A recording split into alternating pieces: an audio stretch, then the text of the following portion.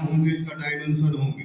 एक तो है कि धर्म जो मुगल सत्ता के लिए एक बहुत बड़ा फैक्टर था, चाहे दिल्ली सल्तनत हो या मुगल काल हो या अंग्रेजों के शासन काल में हो, तो उसका स्वरूप कैसा होना चाहिए।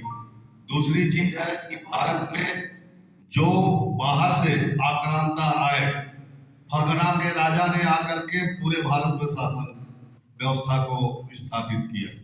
बाबर फरगना के राजा थे, उम्र शेख मिर्जा उनके पिता। तो वहां से आप देखिए कि किस प्रकार जो बाद में गुरु नानक देव मिलाकर के जो 10 गुरु हुए। और ये क्या है, ये जो सिख शब्द है पंजाबी फॉर्म है संस्कृत वर्ड शिष्य का या डिसाइपल का, शिष्य या डिसाइपल का उसी का है।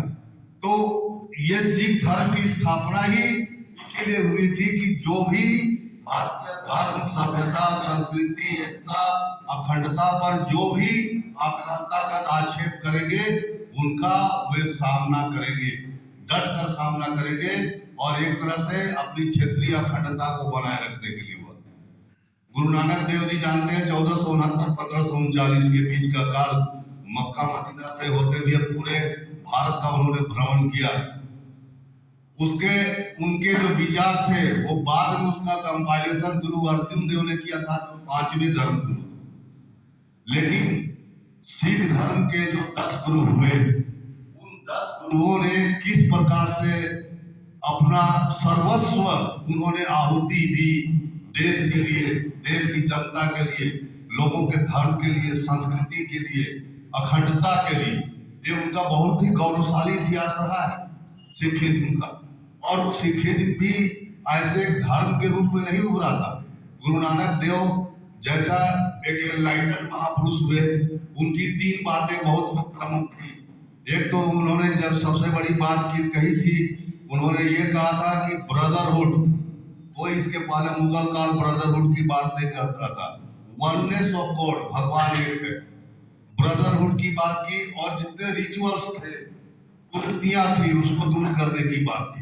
तो यहाँ गुरु नानक देव की बात देखिए। और दूसरी ओर मुगल का, उनको देखिए कि उनके राजा महाराजा किस प्रकार से देश की एकता, संस्कृति को खंडित किया उन्होंने बहुत हद तक। उसमें कुछ अकबर महान कहे जाते हैं, उनके कुछ अलग इतिहास है, लेकिन इतिहास के पन्नों पर बहुत सा ऐसा भी शोध का क्षेत्र है, बहुत ही अनछुआ है। 1576 का हल्दी घाटी का युद्ध आपने सुना होगा। महाराणा प्रताप सिंह ने कहा था कि घास की रोटी खाएंगे, और आदिवासी गण से हेल्प लेकर भील उनके मुख्य सहायक थे। इस प्रकार से उन्होंने अपनी अखंडता के लिए अपने जान तक न्यौछावर कर दिए, लेकिन अंत तक उन्होंने हार नहीं मानी। बाद में जहांगीर के समय अमर सिंह के साथ उनका समझौता हुआ, ये अलग बात है। लेकिन हम यहाँ बताएं कि डायमेंशन 2-3 है जो आपसे बात करें उसको समझने की कोशिश कीजिएगा कि क्या क्या बात है और कौन कौन सी बातें आपको जाननी चाहिए। दूसरी ओर पहले तो मैं इसकी छोटी सी प्रासंगिकता बताऊंगा कि ये राष्ट्र की सम्मान की रक्षा के लिए जो 10 सिख गुरु थे, उनके महान योगदान और परंपरा को और उनके बलिदान की याद दिलाता है। ये सबसे पहली बात। अंतिम सिख गुरु जो श्री गुरु गोविंद सिंह हुए थे, उनके 4 पुत्र जो साहिबजादा कहे जाते हैं, मतलब गुरु गोविंद सिंह के 4 पुत्र के सम्मान में यह मनाया जाता है। और यह तारीख जो आज की तारीख है, वह सबसे छोटे साहिबजादों के बलिदान को चिन्हित करने के लिए वो इस तारीख को चुनी गई है। 21 तारीख को 2 उनके पुत्र जिनकी शहादत हुई, उनमें सरदार अजीत सिंह थे और जुझारू। दूसरे 26 तारीख को जिनको दीवारों में चुनवा दिया गया था, जो कि उन्होंने इस्लाम धर्म स्वीकार करने से इनकार कर दिया। उनकी क्षेत्रीय अखंडता को चुनौती दी गई। उनको स्वतंत्र तभी उन्होंने शर्त रखी, वजीर खान ने शर्त रखी थी। वजीर खान कौन थे? शरीफ के गवर्नर, मुगल के गवर्नर थे, मुख्य पावरफुल वजीर थे, सूबेदार थे, गवर्नर थे। उन्होंने शर्त रखी। और धोखे से आनंदपुर साहब में उस समय गुरु का पूरा परिवार रहा करता था, तो उन्होंने धोखे से जो समझौता हुआ वो समझौता से हट गए। अंत में सिखों ने यह निर्णय लिया कि हमें युद्ध करना है और 22-21 तारीख को दो उनके छोटे पुत्र 14 और 18 वर्ष के मात्र थे, उनकी शहादत हुई। उनकी माता जी भी थी गुरु की, उनकी वाइफ थी, और दो पुत्र, और जो इनका 26 जब वो वहां से निकले अलग वहां से दूसरी ओर जाने लगा मुक्तसर और अन्य आनंदपुर साहब से हट करके, तो धोखे से उनके नौकर ने मुगल गवर्नर को क्या लोकेशन बता दिया पैसे के। तो इस तरह से जब उनको पकड़ करके लाया गया, उनसे कहा गया कि यदि अंततः आप इस्लाम स्वीकार कर लेते हैं तो आपको बख्श दिया जाएगा, लेकिन उन दोनों छोटे छोटे बच्चों ने, उनमें इतनी वीरता की भावना थी, उन्होंने मना कर दिया और जिंदा दीवार में चुनवा दिया गया। तो इसी को चिन्हित करने के लिए इसका बहुत बड़ा महत्व भी है कि छात्र छात्राओं में, युवाओं में, महिलाओं में अमृत महोत्सव के दरमियान उनको विकसित भारत के रूप में अपने योगदान को याद दिलाना, और साथ साथ इन वीर बच्चों से उनके शहादत को याद करना कि किस प्रकार से उन्होंने अपने देश को सर्वोपरि रखा, अपने क्षेत्र को सर्वोपरि रखा था, और साथ साथ लोगों में जन जागरूकता। आज के दिन में पूरे भारत में कार्यक्रम हो रहे हैं, नगर पालिकाओं में कार्यक्रम हो रहे हैं, नगर पालिका के साथ ग्राम पंचायत हो रहे हैं, जिला पंचायत के भी कार्यक्रम हो रहे हैं, हवाई अड्डा में, गैस कनेक्शन के जगह में, जहाँ जहाँ है, ट्रेन स्टेशन में ऑडियो विजुअल स्क्रीनिंग हो रही है, स्क्रीन से दिखाई जा रही है, बताया जा रहा है उनकी शहादत के बारे में, ताकि आप में भी एक जज्बा रहे, अंदर में युवाओं में वो जोश रहे, वो जज्बा रहे, वो भी अपने देश के लिए किसी भी कुर्बानी देने को तैयार हो सके। तो ये बहुत बड़ा बृहद कार्यक्रम है। इसके साथ साथ में चित्र प्रतियोगिताएं कराई जा रही है, एक्सरे कॉम्पिटिशन कराया जा रहा है, डिबेट कराया जा रहा है, और पूरे भारत में चल रहा है।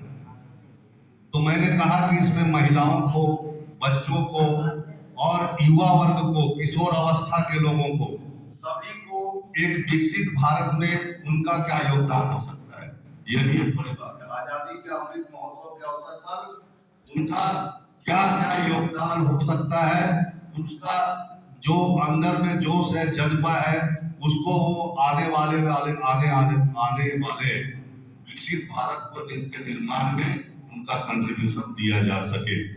तो मैंने ये महत्व प्रासंगिकता बताया। जब मैं आपसे बात कर रहा हूँ, छुट्टी के दिन आया हूँ, तो थोड़ा सा सिख धर्म का संक्षिप्त इतिहास आपको जरूर बताऊंगा। पहला मैंने बताया गुरु नानक देव के बारे में, दूसरा थे गुरु अंगद, तीसरा थे गुरु अमरदास, और चौथा थे रामदास, जिनके समय में प्रमुख घटना हुई। मैं डिटेल में नहीं जाऊंगा। इन्होंने 1577 में अमृतसर की स्थापना की थी, और वहां पर जो टैंक है, अभी भी आप देखते हैं पिक्चर में भी, वो पवित्र होली टैंक है, उन्होंने गुरु अमरदास ने बनाया था।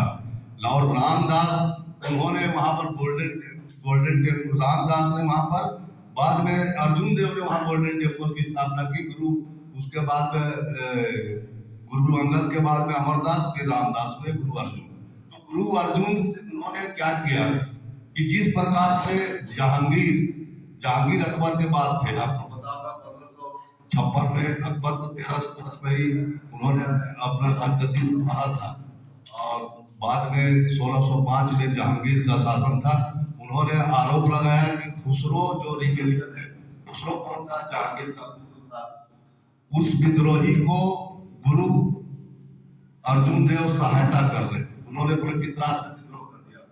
मुगल काल का पूरा इतिहास पिता पुत्र के बीच मार काट और विद्रोह का इतिहास है, ये भी बता देते हैं। दारा सूजा औरंगजेब, मुराद हो शाहजहां के पुत्र हो, या जहांगीर के पुत्र हो, या आगे जहांदार शाह, फारूक सियर, मोहम्मद शाह, अहमद शाह, जो लेके बहादुर शाह तक, जहां तक आप देखेंगे मुगल काल का पूरा इतिहास पिता पुत्र के बीच में झगड़े थे। दिल्ली सल्तनत में भी ऐसा हुआ, चाचा भतीजा ने एक दूसरे की गर्दन काटी, और एक दूसरे के लिए, राज्य के लिए उन्होंने एक दूसरे का खून बहाया, अपने रिश्तेदारों का।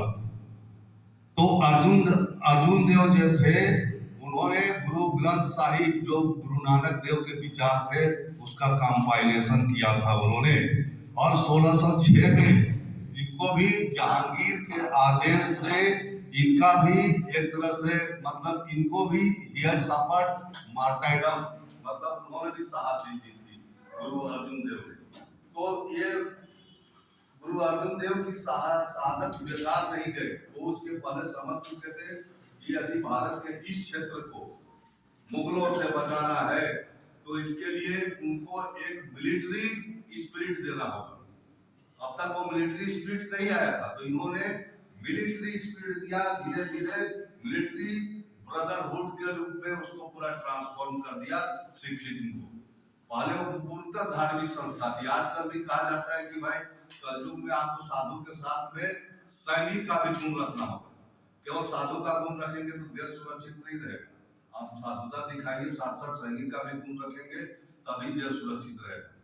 उसके बाद जो छठवें गुरु रहे हरगोविंद, जिन्होंने अकाल तख्त की स्थापना की। अकाल तख्त मतलब थ्रोन ऑफ गॉड, जो गद्दी है वो गॉड की गद्दी है, राजगद्दी है जो। तो इनके काल में जो अर्जुन देव ने ट्रांसफॉर्मेशन किया था मिलिट्री ऑर्गेनाइजेशन के रूप में सिखिज्म को बदलने के लिए, उसको और स्ट्रेंथन किया, उसको मजबूती दी उन्होंने। उसके बाद दो गुरु रहे हर राय और हरकिशन।